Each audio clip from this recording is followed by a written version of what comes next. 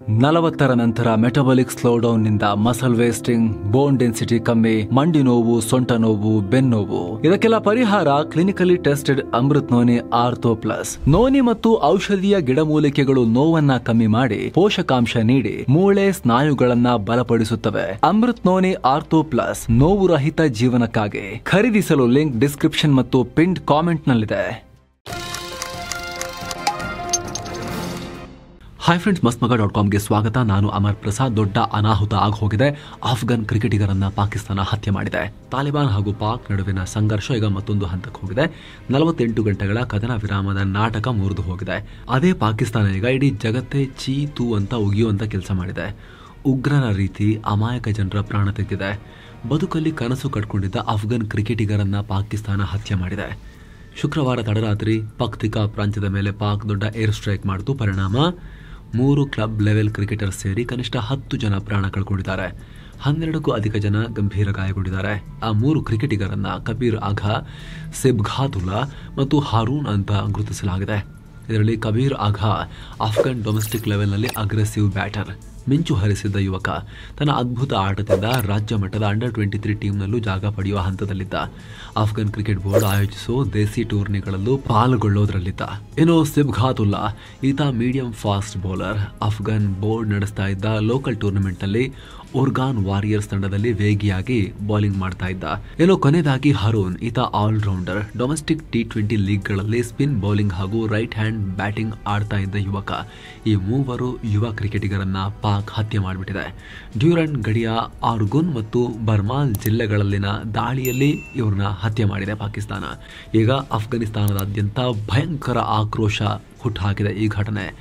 ತಾಲಿಬಾನಿಗಳು ಪ್ರತಿಕ್ರಿಯೆ ಕೊಟ್ಟಿದ್ದಾರೆ. ಪಾಕ್ ಪದೇ ಪದೇ ಕದನ ವಿರಾಮ ಉಲ್ಲಂಘನೆ ಮಾಡ್ತಿದ್ದಾರೆ, ನಮ್ಮನ್ನ ಪ್ರಚೋದಿಸ್ತಾ ಇದ್ದಾರೆ. ಇಂಥ ದಾಳಿಗಳನ್ನು ನಾವು ಯಾವುದೇ ಕಾರಣಕ್ಕೂ ಸಹಿಸೋದಿಲ್ಲ. ಇದನ್ನ ಯುದ್ಧ ಅಂತ ಹೇಳಿ ನಾವು ಪರಿಗಣಿಸ್ತೀವಿ. ಅವರು ಸಂಘರ್ಷವನ್ನ ಹೆಚ್ಚು ಮಾಡೋಕೆ ಬಯಸ್ತಿರುವ ಹಾಗಿದೆ. ನಮಗೆ ಪ್ರತಿಕ್ರಿಯೆ ಕೊಡೋಕೆ ಎಲ್ಲ ರೀತಿಯ ಹಕ್ಕಿದೆ. ಅಫ್ಘಾನಿಸ್ತಾನ ಶಾಂತಿಗೆ ಕಮಿಟ್ ಆಗಿದೆ, ಆದರೆ ಇಂಥ ಆಕ್ಟ್ ಅನ್ನ ನಾವು ಸಹಿಸೋದಿಲ್ಲ, ಉತ್ತರ ಕೊಡ್ತೀವಿ ಅಂತ ಹೇಳಿದ್ದಾರೆ. ಪಾಕ್ ನಮ್ಮ ಮೇಲೆ ಡ್ರೋನ್ ಮತ್ತು ಮಿಸೈಲ್ ಮೂಲಕ ದಾಳಿ ಮಾಡಿದೆ. ನಮ್ಮ ರೆಸಿಡೆನ್ಷಿಯಲ್ ಕಟ್ಟಡಗಳ ಮೇಲೆ ದಾಳಿಯಾಗಿದೆ. ಅಮಾಯಕರನ್ನೆಲ್ಲ ಹತ್ಯೆ ಮಾಡಿದೆ ಪಾಕಿಸ್ತಾನ ಅಂತ ತಾಲಿಬಾನ್ ವಕ್ತಾರರು ಹೇಳಿದ್ದಾರೆ. ಇತ್ತ ಆಫ್ಘನ್ ಕ್ರಿಕೆಟ್ ಬೋರ್ಡ್ ಇದು ಪಾಕ್ನ ಅತ್ಯಂತ ಕ್ರೂರ ಹೇಡಿ ಕೃತ್ಯ ಅಂತ ಆಕ್ರೋಶ ಹೊರಹಾಕಿದೆ. ಪಕ್ತಿಕಾ ಪ್ರಾಂತ್ಯದಲ್ಲಿ ಫ್ರೆಂಡ್ಲಿ ಕ್ರಿಕೆಟ್ ಮ್ಯಾಚ್ ಆಡೋಕೆ ಹೋಗಿದ್ದ ನಮ್ಮ ಕ್ರಿಕೆಟಿಗರ ಮೇಲೆ ದಾಳಿಯಾಗಿದೆ. ಅದನ್ನು ನಾವು ಖಂಡಿಸ್ತೀವಿ.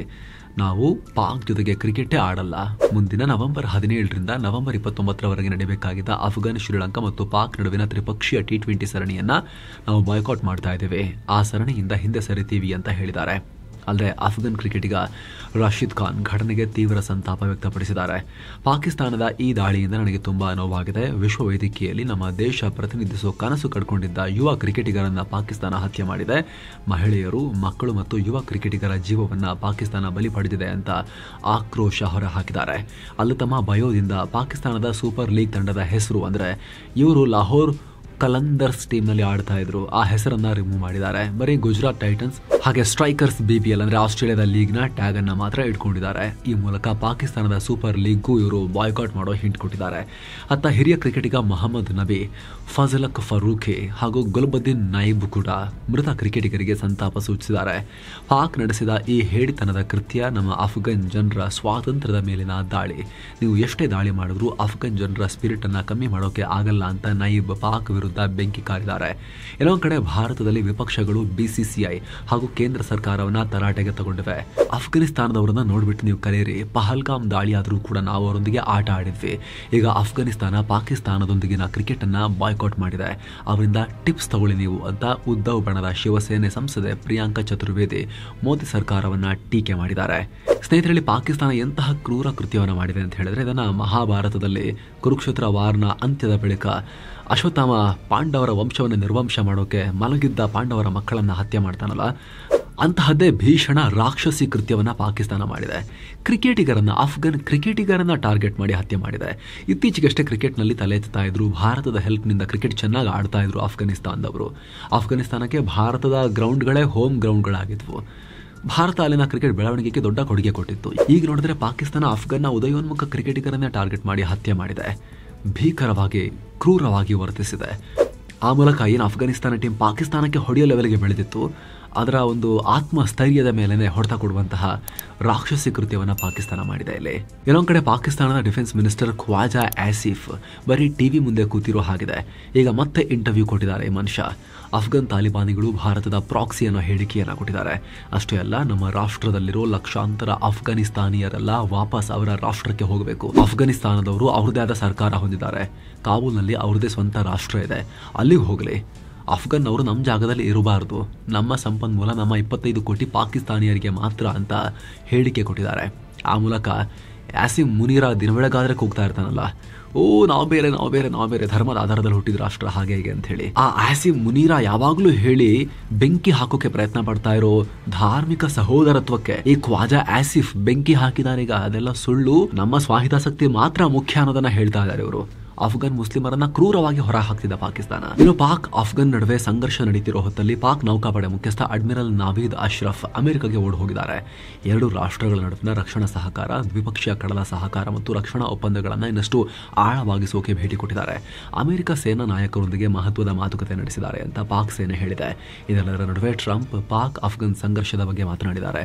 ಅಫ್ಘಾನ್ ಮೇಲೆ ದಾಳಿ ನಡೀತಾ ಇದೆ ಅಂತ ನನಗೆ ಗೊತ್ತಾಯ್ತು, ಅದನ್ನ ನಿಲ್ಲಿಸೋಕೆ ನನಗೆ ತುಂಬಾ ಇಷ್ಟ ಮತ್ತು ಈಸಿ ಕೂಡ. ಜನ ಸಾಯೋದನ್ನ ನಿಲ್ಲಿಸೋದಕ್ಕೆ ನನಗೆ ಹೆಮ್ಮೆ ಇದೆ. ಈಗ ಆಲ್ರೆಡಿ ಲಕ್ಷಾಂತರ ಜನರ ಜೀವ ಉಳಿಸಿದ್ದೀನಿ ನಾನು ಅನ್ನೋ ಹೇಳಿಕೆಯನ್ನ ಕೊಟ್ಟಿದ್ದಾರೆ. ಒಟ್ಟಿನಲ್ಲಿ ಸ್ನೇಹಿತರೆ, ಅಫ್ಘಾನ್ ಮತ್ತು ಪಾಕಿಸ್ತಾನ ನಡುವಿನ ಸಂಘರ್ಷ ಡೆಫಿನೆಟ್ಲಿ ಅದರ ಇಂಟೆನ್ಸಿಟಿ ಜಾಸ್ತಿ ಆಗ್ತಾ ಇದೆ. ಕದನ ವಿರಾಮ ಅಂತ ಹೇಳಿದ್ರು ಕೂಡ, 48 hours ಅಂತ ಹೇಳಿದ್ರು ಕೂಡ, ಪಾಕಿಸ್ತಾನ ಆ 48 hours ನಡುವೆ 2 ಸಲ ಅಫ್ಘಾನ್ ಮೇಲೆ ದಾಳಿ ಮಾಡಿದೆ. ಒಂದ್ಸಲ ರಾಜಧಾನಿಗೇನೆ ಹೋಗಿ ಸ್ಫೋಟಕ ಹಾಕಿದ ಪಾಕಿಸ್ತಾನ, ಅಲ್ಲೂ ಅಪಾರ ಪ್ರಮಾಣದ ಸಾವು ನೋವುಗಳಿಗೆ ಕಾರಣ ಆಯಿತು. ಈಗ ಗಡಿ ಭಾಗದಲ್ಲಿ ದಾಳಿ ಮಾಡಿ ಕ್ರಿಕೆಟರ್ಗಳನ್ನು ಕೂಡ ಹತ್ಯೆ ಮಾಡಿದೆ ಪಾಕಿಸ್ತಾನ. ಇದು ಡೆಫಿನೆಟ್ಲಿ ಬೆಂಕಿಯನ್ನು ಇನ್ನಷ್ಟು ಜಾಸ್ತಿ ಮಾಡುತ್ತೆ. ನಿಮಗೆ ಕಳೆದ ವರದಿಗಳಲ್ಲೂ ಕೂಡ ಹೇಳಿದ್ವಿ, ಪಾಕಿಸ್ತಾನ ಮಾಡಿದ ರೀತಿಯೇ ತಾಲಿಬಾನಿಗಳು ದಾಳಿ ಮಾಡಲ್ಲ. ಅವ್ರಿಗೆ ಗೊತ್ತಿರೋ ಥರ ದಾಳಿ ಮಾಡ್ತಾರೆ ಅಂತ. ಅವರು ಬೀದಿಗಿಳಿದು ಘರ್ಷಣೆ ಎಬ್ಬಿಸ್ತಾರೆ. ಅವ್ರು ಹೇಗೆ ಅಂತ ಹೇಳಿದ್ರೆ ಒಳಗೆ ನುಗ್ತಾರೆ ಫಸ್ಟಿಗೆ, ಆಮೇಲೆ ಸರ್ವಾಂಗಗಳಿಂದಲೂ ಹರ್ಕೊಂಡು ಹೊರಗೆ ಬರ್ತಾರೆ ಅವರು. ಆ ಥರ ಅವರು. ನಿಮಗೆ ಲಾಸ್ಟ್ ಟೈಮ್ ಕೂಡ ನಾವು ಹೇಳಿದ್ವಿ, ಅಫ್ಘಾನ್ ತಾಲಿಬಾನ್ ಒಂದು, ಅಫ್ಘಾನ್ನಲ್ಲಿರೋ ಉಗ್ರ ಸಂಘಟನೆಗಳೊಂದು ಪಾಕಿಸ್ತಾನ ವಿರೋಧಿ, ಅವ್ರ ಗಡಿಯಿಂದ ಆ ಕಡೆಯಿಂದ ದಾಳಿ ಮಾಡೋದು ಒಂದಾಯ್ತಲ್ಲ. Internally Baloch liberation army, Tehrik e Taliban Pakistan ಅಂದರೆ ಪಾಕಿಸ್ತಾನ ತಾಲಿಬಾನ್ ಘಟಕ ಹಾಗೂ ಇತರ ಗುಂಪುಗಳು ಕೂಡ ಸೇರಿಕೊಂಡು, ಪಶ್ತೂನಿ ಗುಂಪುಗಳೆಲ್ಲ ಸೇರಿಕೊಂಡು ಒಳಗಿಂದಲೂ ಉಗ್ರೋತ್ಸವ, ಉಗ್ರ ಪ್ರೀಮಿಯರ್ ಲೀಗ್ ಆರಂಭ ಮಾಡ್ತಾರೆ. ಪಾಕಿಸ್ತಾನಕ್ಕೆ ಎಲ್ಲಿ ತೂತು ಮುಚ್ಕೊಳ್ಳೋದಂತ ಗೊತ್ತಾಗೋದಿಲ್ಲ ಆಸಿಮ್ ಮುನೀರನ್ ಪಡೆಗೆ. ಆ ರೀತಿ ಮಾಡ್ತಾರೆ, ಆಲ್ರೆಡಿ ಆ ರೀತಿ ಮಾಡ್ತಿದ್ದಾರೆ. ದಿನ ಬೆಳಗಾದ್ರೆ ಪಾಕಿಸ್ತಾನದಲ್ಲಿ ಮಾರಣ ಹೋಮ ನಡೀತಾ ಇದೆ ಆಲ್ರೆಡಿ. ಸೊ ಈ ಸಂಘರ್ಷ, ಇದರಲ್ಲಿ ಕೆಲವರಲ್ಲಿ ತುಂಬಿರೋ ಆ ಮತಾಂಧತೆ ಎಲ್ಲಿಗೆ ತಗೊಂಡು ಹೋಗುತ್ತೆ ಇವ್ರನ್ನ, ಏಷ್ಯಾವನ್ನ ಎಲ್ಲಿಗೆ ತಗೊಂಡೋಗಿ ನಿಲ್ಲಿಸುತ್ತೆ, ಇದು ಬಹಳ ಬಹಳ ಇಂಪಾರ್ಟೆಂಟ್ ಘಟ್ಟದಲ್ಲಿ ಸಿಚುವೇಶನ್ ಇದೆ. ನಿಮಗೆ ಗೊತ್ತಿರಲಿ, ನಿನ್ನೆ ಫುಲ್ ನ್ಯೂಸ್ನಲ್ಲೂ ಕೂಡ ಮಾಹಿತಿ ಕೊಟ್ಟಿದ್ವಿ. ಇದೆಲ್ಲ ಘಟನೆ ನಡೀತಿರೋ ಟೈಮ್ನಲ್ಲಿ ತಾಲಿಬಾನ್ ಫಾರಿನ್ ಮಿನಿಸ್ಟರ್ ಭಾರತದಲ್ಲಿ ಇದ್ದಿದ್ದು ಒಂದಾಯ್ತಲ್ಲ, 1 ವಾರ. ಸೇಮ್ ಟೈಮ್ ಅಜಿತ್ ದೋವಲ್ ಅವರು ಎಲ್ಲಿದ್ದಾರೆ ಗೊತ್ತಾ, ಇವರ ತಲೆ ಮೇಲೆ ಹೋಗಿ ಕೂತ್ಕೊಂಡಿದ್ದಾರೆ. ಆ ಕಡೆ ಸ್ತಾನ್ ಕಂಟ್ರೀಸ್ ಹೊಂದಿಗೆ ಮೀಟಿಂಗ್ ನಡೆಸ್ತಾ ಇದ್ದಾರೆ. ಈ ಮ್ಯಾಪ್ ನೋಡಿ, ಉಜ್ಬೇಕಿಸ್ತಾನ್, ತಜಿಕಿಸ್ತಾನ್, ಕಜಕಿಸ್ತಾನ್, ಇಲ್ಲಿ ತುರ್ಕ್ಮೇನಿಸ್ತಾನ್, ಸುಮಾರು ಸ್ಥಾನಗಳಿದಾವಲ್ಲ. ಪಾಕಿಸ್ತಾನ, ಅಫ್ಘಾನಿಸ್ತಾನ್ 2ರ ಮೇಲ್ಗಡೆ ಸುತ್ತ ಕವರ್ ಆಗಿದಾವಲ್ಲ. ಆ ರಾಷ್ಟ್ರಗಳೊಂದಿಗೆ ಅಲ್ಲಿಗೆ ಹೋಗಿ ಅಜಿತ್ ದೋವಲ್ ಇಂಪಾರ್ಟೆಂಟ್ ರಕ್ಷಣಾ ಸಮಾಲೋಚನೆ ಕೂಡ ನಡೆಸ್ತಾ ಇದ್ದಾರೆ. ತಜಿಕಿಸ್ತಾನ್ನಲ್ಲಿ ಭಾರತದ ಮಿಲಿಟರಿ ವಾಯುನೆಲೆ ಕೂಡ ಇದೆ. ಅಫ್ಘಾನ್ನೊಂದಿಗೆ ಬಾರ್ಡರ್ ಶೇರ್ ಮಾಡ್ಕೊಳ್ಳುತ್ತೆ. ಪಾಕಿಸ್ತಾನ ಬಾರ್ಡರ್ಗೆ ತುಂಬಾ ಹತ್ರ ಕೂಡ ಇದು. ಹಾಗಾಗಿ ಬಹಳ ಬಹಳ ಕುತೂಹಲಕಾರಿ ಘಟ್ಟದಲ್ಲಿ ಇಡೀ ಸೀನ್ ಇದೆ ಸ್ನೇಹಿತರೆ. ಭಾರತ ಏನು ಮಾಡುತ್ತೆ ಅನ್ನೋ ಕುತೂಹಲ ಕೂಡ ಇದೆ. ಒಂದು ವೇಳೆ ಪೂರ್ಣ ಪ್ರಮಾಣದ ನಿರಂತರ ಯುದ್ಧ ಸ್ಫೋಟ ಆಯಿತು, ಸ್ಫೋಟ ಆಗಿದೆ, ಅದರ ಇಂಟೆನ್ಸಿಟಿ ಜಾಸ್ತಿ ಆಯಿತು, full pledged all out war ಶುರುವಾಯಿತು ಅಫ್ಘಾನ್ ಮತ್ತು ಪಾಕ್ ನಡುವೆ ಅಂತ ಹೇಳಿದ್ರೆ, ಅದು ಎಲ್ಲಿಗೆ ಹೋಗುತ್ತೆ? ಚೈನಾ ಏನು ಮಾಡುತ್ತೆ, ಅಮೆರಿಕ ಏನು ಮಾಡುತ್ತೆ, ಭಾರತ ಏನು ಮಾಡುತ್ತೆ, ಈ ಪ್ರಶ್ನೆ ಇದೆ. ಇದಕ್ಕೆ ಸಂಬಂಧಪಟ್ಟಂತೆ ಪ್ರತ್ಯೇಕ ವರದಿಯಲ್ಲಿ ನಾವು ಮಾಹಿತಿ ಕೊಡುವಂಥ ಪ್ರಯತ್ನವನ್ನು ಮಾಡ್ತೀವಿ ಸ್ನೇಹಿತರೆ. ನೀವಿನ್ನೂ ಕೂಡ ಸಬ್ಸ್ಕ್ರೈಬ್ ಮಾಡಲಿಲ್ಲ, ದಯವಿಟ್ಟು ಸಬ್ಸ್ಕ್ರೈಬ್ ಮಾಡಿ, ಪಕ್ಕದ ಬೆಲ್ ಐಕಾನ್ ಮೇಲೆ ಕ್ಲಿಕ್ ಮಾಡೋದನ್ನು ಯಾವುದೇ ಕಾರಣಕ್ಕೂ ಮರಿಬೇಡಿ ಸ್ನೇಹಿತರೆ. ಹಾಗೆ ಮಸ್ಮಗ ಪ್ರೀಮಿಯಂ ಮೆಂಬರ್ಶಿಪ್ಗೆ ಜಾಯ್ನ್ ಆಗೋ ಆಸಕ್ತಿ ಇರೋರು ಜಾಯಿನ್ ಬಟನ್ ಮೂಲಕ ಆಂಡ್ರಾಯ್ಡ್ ಯೂಸರ್ಸ್ ಡೈರೆಕ್ಟಾಗಿ ಜಾಯ್ನ್ ಆಗ್ಬೋದು. ಹಾಗೆ iOS ಆ್ಯಪಲ್ ಯೂಸರ್ಸ್ ಡಿಸ್ಕ್ರಿಪ್ಷನ್ ಮತ್ತು ಪಿನ್ ಮಾಡಿರೋ ಕಾಮೆಂಟ್ನಲ್ಲಿ ಪ್ರತ್ಯೇಕ ಮೆಂಬರ್ಶಿಪ್ ಲಿಂಕ್ ಕೊಟ್ಟಿರ್ತೀವಿ. ಅದರ ಮೇಲೆ ಕ್ಲಿಕ್ ಮಾಡೋ ಮೂಲಕ ಹೋಗಿ ನೀವು ಬ್ರೌಸರ್ಗೆ ಹೋಗಿ ಜಾಯಿನ್ ಆಗಬಹುದು. ಏನೇನು ಬೆನಿಫಿಟ್ಸ್ ಇದೆ ಆಲ್ರೆಡಿ ನಾವು ಸುಮಾರು ದಿನದಿಂದ ಹೇಳ್ತಾ ಬರ್ತಾ ಇದ್ದೀವಿ. ನೀವಲ್ಲಿ ಮೆಂಬರ್ಶಿಪ್ ಟ್ಯಾಬ್ಗೆ ಹೋದರೆ ಕ್ಲಿಕ್ ಮಾಡಿದ್ರೆ ಏನೇನು ಬೆನಿಫಿಟ್ಸ್ ಇದೆ ಅಲ್ಲಿ, members only videos, members only live, ಅದೆಲ್ಲವೂ ಕೂಡ ನಿಮಗೆ ಅಲ್ಲಿ ಡಿಸ್ಪ್ಲೇ ಆಗುತ್ತೆ. ಜೊತೆಗೆ ಆ ವಿಡಿಯೋಗಳಲ್ಲಿ ಮೆಂಬರ್ಸ್ ಓನ್ಲಿ ಕಾಂಟೆಂಟ್ಗಳಲ್ಲಿ ನಾವು ಯಾವುದೇ ನಮ್ಮ ಕಡೆಯಿಂದ ಆ್ಯಡ್ಸ್ನ ಕೂಡ ಇನ್ಸರ್ಟ್ ಮಾಡ್ತಾ ಇಲ್ಲ. ಸೊ ಈ ರೀತಿ ಪ್ರೀಮಿಯಂ ಮೆಂಬರ್ಸನ್ನು ವಿಶೇಷವಾಗಿ ಟ್ರೀಟ್ ಮಾಡೋ ಪ್ರಯತ್ನವನ್ನು ನಾವು ನಡೆಸ್ತಾ ಇದ್ದೀವಿ ಸ್ನೇಹಿತರೆ. ಆಸಕ್ತರು ಮಿಸ್ ಮಾಡದೆ ಚೆಕ್ ಮಾಡಿ. ಇದೆಲ್ಲ ₹1 ಕಮ್ಮಿ ಕಾಸ್ಟ್ ಆಗುತ್ತೆ, 99 ಪೈಸೆ ಚೇಂಜ್ ಆಗುತ್ತೆ. ಇಡೀ ಮಂತ್ಗೆ ₹29 ತನಕ ಖರ್ಚಾಗುತ್ತೆ ಅಷ್ಟೇ.